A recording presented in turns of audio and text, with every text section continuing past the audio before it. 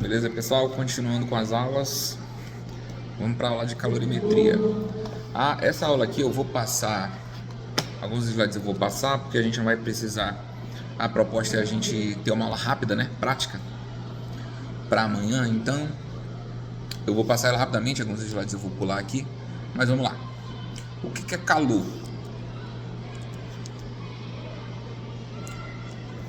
Começando aqui com energia térmica. Como a gente já sabe a definição de temperatura, ajuda bastante. Calor é a energia cinética média que todas as partículas que constituem o corpo têm. Tá? Uma forma da gente representar essa energia cinética média de cada partícula desse corpo, todo esse efeito dessa energia de cada uma delas juntas, a gente pode usar a temperatura para transmitir essa ideia. Porque seria muito difícil a gente calcular em um único instante de tempo a energia cinética média de cada uma das partículas que compõem o meio. Bilhões, trilhões de partículas, então isso seria muito difícil, para não dizer impossível, tá? Então, para isso que surge a temperatura como uma grandeza macroscópica, tentando transmitir uma coisa que está no microscópico, né? Que são as pequenas partículas das moléculas. Então tá, o calor, então, a gente vai se referir a ele como um fluxo de energia térmica. Vamos passando, tá? O calor sempre vai do corpo de menor temperatura para o de maior temperatura, tá bom? Do de maior temperatura para o de menor temperatura. Então, é a tendência espontânea da energia térmica. É no contato entre dois corpos de temperaturas diferentes que a energia térmica do que está mais quente vai fluir para o que está mais frio. Isso é o que acontece espontaneamente. O calor é energia térmica em movimento que se desloca de um corpo para o outro devido a essa diferença de temperatura. Tá? A tendência é que eles vão chegar no equilíbrio térmico. Assim, um corpo pode receber ou ceder energia térmica, mas nunca pode ter calor. Cuidado com isso, tá? Pegadinha de questão de vestibular. Um corpo não pode conter calor, porque só existe calor quando tem fluxo de energia térmica de um corpo para o outro. Então, um corpo não pode ter calor. Do ponto de vista da física, é errado a seguinte frase, né? Aqui em Manaus, nossa realidade, a gente fala isso todo dia. Eu estou com calor. Do ponto de vista da física, isso é impossível, porque eu sozinho constituo um único corpo. Tudo bem? Tá bom. Vamos passando. Unidades de medida do calor. No SI, a unidade padrão é o Joule. Claro, afinal de contas, é uma energia térmica. Calor é uma energia térmica em trânsito. A unidade de medida vai ser o Joule. Mas tem uma unidade que é usual, que é a caloria. O cal. A mesma caloria de quando a gente corre na esteira e aparece lá no painel. Você gastou tantas calorias. Essa caloria que a gente está falando é uma forma de energia. É uma unidade de energia.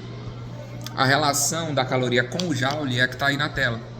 4,186 joules equivale a uma caloria, ou aproximadamente 4,2 joules.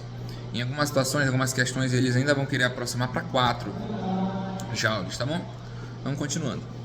O calor que um corpo recebe ou cede pode ser classificado em dois, que é o calor sensível e o calor latente. O que acontece é que, enquanto um corpo não muda de fase ao receber calor, a sua temperatura vai variar até a temperatura em que ele começa a mudar de fase.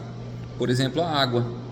A água, até 100 graus Celsius, ela permanece líquida, a pressão atmosférica. A partir de 100 graus Celsius, a água vai começar a evaporar. É assim que acontece, né? A mesma coisa acontece na fusão do gelo, 0 graus Celsius. Coisa parecida acontece.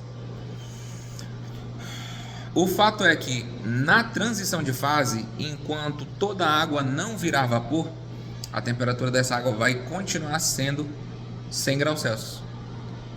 Então, o processo de mudança de fase acontece a temperatura constante, desde que a pressão permaneça constante também. Mas esquece a pressão um pouquinho. A gente vai considerar sempre a pressão sendo a pressão atmosférica. Tá? Então, a água vai evaporar a 100 graus Celsius e o gelo vai fundir a 0 graus Celsius. Enquanto não existe mudança de fase, a temperatura varia. Quando a gente bota a água no fogo para esquentar a água para fazer o café, Essa água vai de 30 graus Celsius, sei lá, a temperatura ambiente, 27 graus Celsius, até 100 graus Celsius. Esse calor recebido pela chama do fogão, ele vai fazer com que a água varie a sua temperatura. A partir do momento que a água chega a 100 graus Celsius e essa água continua recebendo calor dessa chama, esse calor vai passar a ser denominado calor latente, que é quando a temperatura não varia, porque o calor fornecido está sendo responsável pela mudança do estado de agregação das partículas das moléculas de água. Elas estão se desprendendo, então a temperatura não varia nesse processo. E quando toda a água evapora, se a gente tiver confinado esse vapor d'água, ele vai continuar a aumentar a sua temperatura. Aí sim, tá? Então, calor sensível é quando, resumindo, né, bem simples. Calor sensível é quando a temperatura varia. Calor latente, a temperatura não varia. Como é que é a equação de cada um deles? Tem equação para isso. Aí eu vou passar alguns slides aqui, tá? Que nesse momento não são interessantes pra gente. Calor específico é uma característica de cada substância, tá? Quanto mais condutor térmico for esse material, menor vai ser esse valor do calor específico. É uma característica de cada substância, tá? Tudo bem. Então a gente chega aqui nessa equação do que macete, que é a equação para o calor sensível, aquele que a temperatura varia. Repara a equação dele: mc vezes ΔT. Que macete é só uma jogadinha para a gente memorizar essa equação com facilidade. Que calor é igual, sensível no caso, é igual a m massa do que se trata lá na hora. Czinho é o calor específico da substância, vai do que a substância é formada. E ΔT é a variação de temperatura. Tudo bem?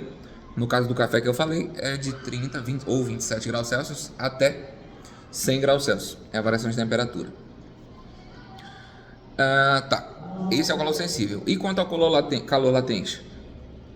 Aí no calor latente, a gente vai chegar lá.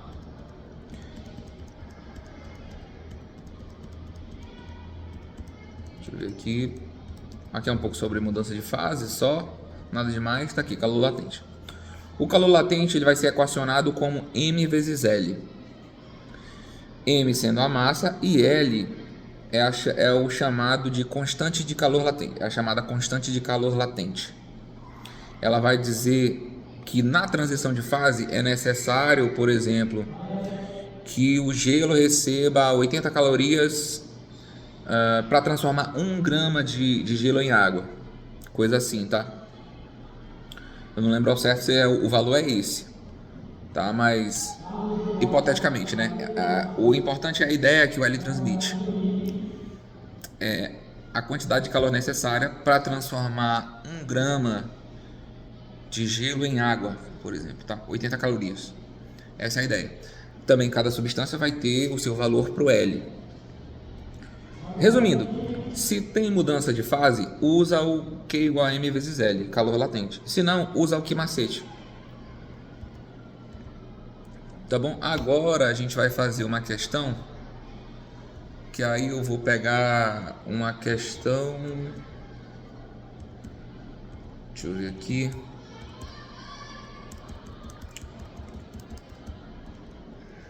Tá, eu vou ter que pegar uma questão de outra lista para a gente falar das duas formas de calor, mas eu quero fazer uma observação aqui também sobre esse gráfico. Ó. Aqui é um gráfico de aquecimento de uma substância e como é que a gente analisa esse gráfico? É da temperatura na vertical pelo calor recebido na horizontal. Quando o objeto começar a mudança de fase, aqui nessa região ele continua recebendo calor, tá vendo? Ó? Só que a sua temperatura tá variando? Não, porque o gráfico ficou na horizontal, uma reta horizontal. Então a temperatura parou de variar. Essa temperatura sendo 327,5 graus e a substância indo do sólido para o líquido, significa que esse é o ponto de fusão. Tá escrito aí, né? Fusão. Essa temperatura provavelmente é a do mercúrio, tá? É a do mercúrio. É a temperatura em que o mercúrio passa do estado sólido para o líquido. Ele continua recebendo calor e a temperatura não vai variar. Ela só vai variar quando todo o mercúrio sólido tiver se transformado em mercúrio líquido. A partir daí o gráfico volta a subir nesse ponto aqui. Vocês conseguem ver, né? Vocês conseguem entender então. Ok. Aí, se continuar sendo fornecido calor para esse mercúrio, ele vai chegar no seu ponto de vaporização. Ok? É isso.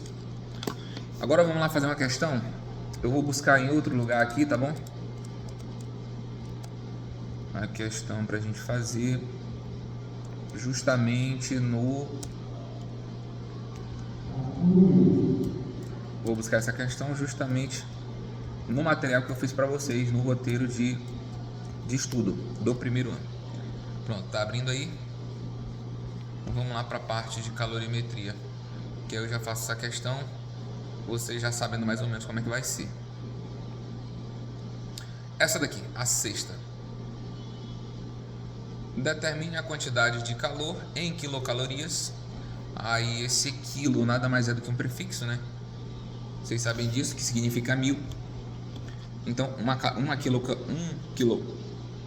caloria, para transformar em quilocalorias, eu tenho que dividir por 1000. E vice-versa, eu tenho que multiplicar por 1000.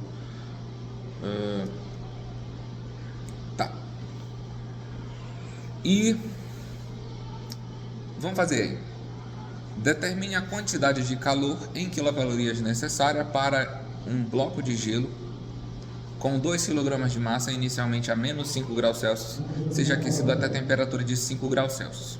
O que acontece? A gente sabe que um bloco de gelo ele vai fundir a 0 graus Celsius. Então vai ter um calor em que a temperatura passa de menos 5 para 0. Esse calor vai ser denominado calor sensível, porque tem variação de temperatura. Vai ter uma outra etapa, né, em que vai acontecer a fusão do gelo. Nessa etapa de aquecimento,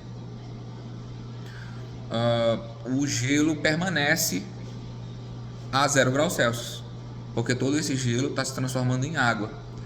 Então essa etapa vai ser de 0 graus Celsius e vai permanecer em 0.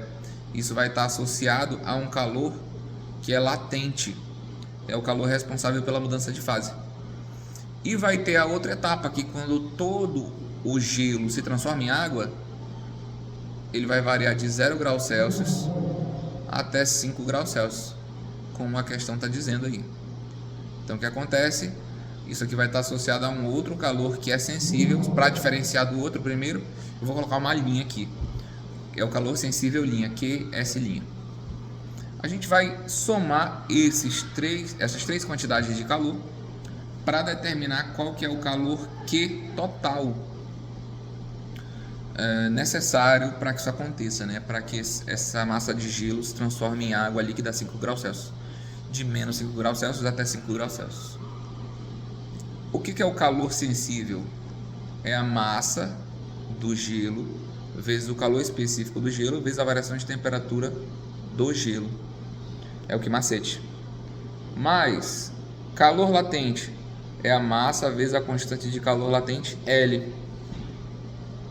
Mais o calor sensível agora para água, que todo o gelo se transformou em água.